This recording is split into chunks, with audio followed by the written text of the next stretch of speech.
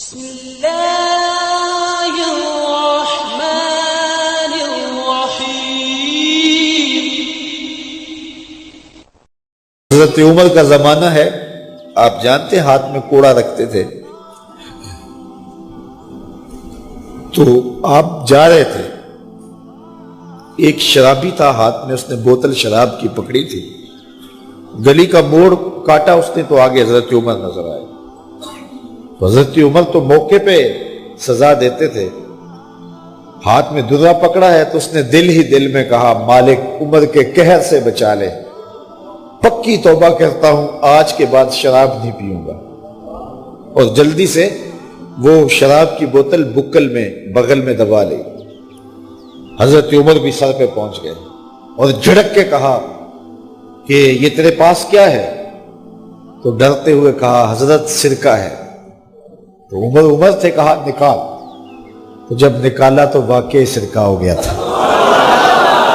جو رب شراب کو سرکے میں بدلنے پہ قادر ہے، وہ رب گناہوں کو نیکیوں میں بدلنے پہ بھی قادر ہے۔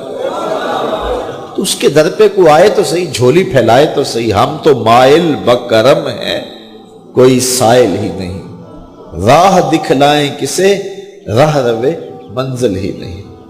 کوئی اس کی دہلیز پہ تو آئے، اس کی چوکھٹ پہ تو آئے، بلکہ اس کی رحمتیں تو بہانے ڈھونڈتی ہیں۔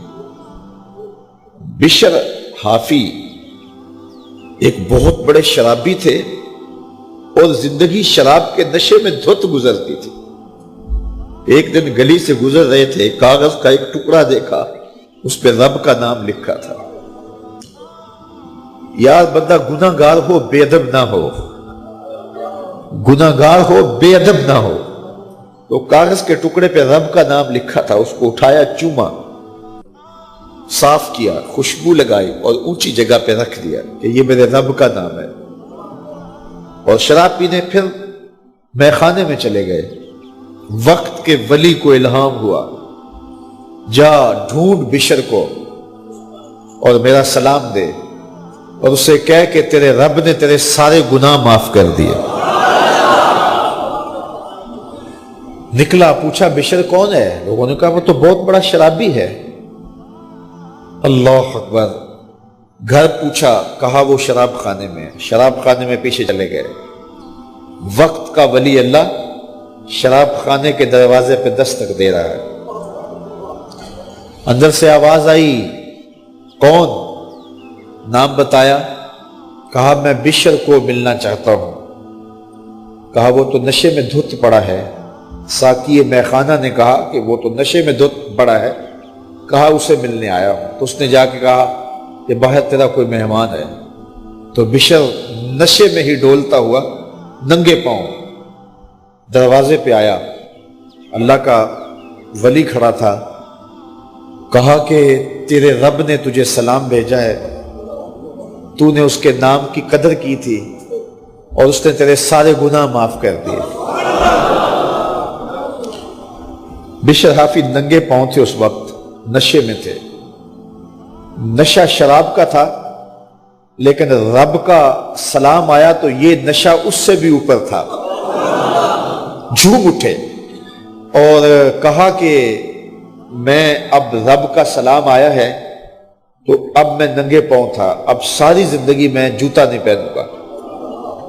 عربی میں حافی ننگے پاؤں والے کو کہتے ہیں، تو بشر حافی کو بشر حافی اس لیے کہتے ہیں کہ وہ ساری زندگی پھر برہنہ پا رہے، انہوں نے کبھی بھی جوتا نہیں پہنا تھا، زندگی بدل گئی، لیکن پاؤں میں جوتے نہیں پہنتے تھے کہ میرے رب کا سندیسہ جب میرے نام آیا تھا، میری جب تقدیر بدلی تھی، میرے رب نے جب مجھے محبت نامہ بھیجا تھا، مجھے سلام بھیجا تھا، پیغام بھیجا تھا، تو میرے پاؤں میں جوتا نہیں تھا۔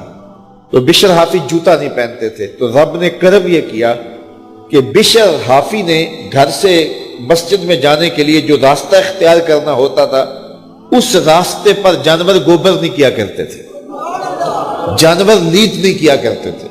یہ بشر حافی کی گزرگاہ ہے۔